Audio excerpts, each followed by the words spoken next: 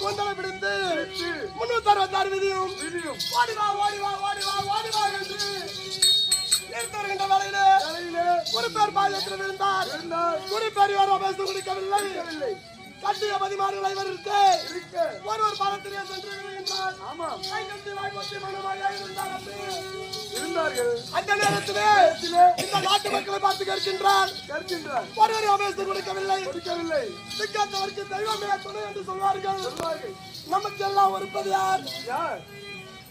அந்த மன்னன் அந்த கண்ணன் மாயவன் யாதவன் இருக்கு. கண்ணாமணி அண்ணா கார்மேக அண்ணா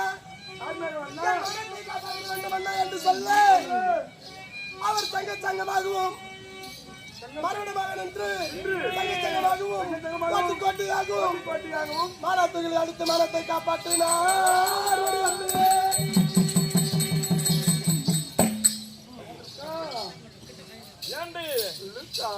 நம்ம வீட்டுல புரியல அக்கா எப்படி தெரியுது இதெல்லாம்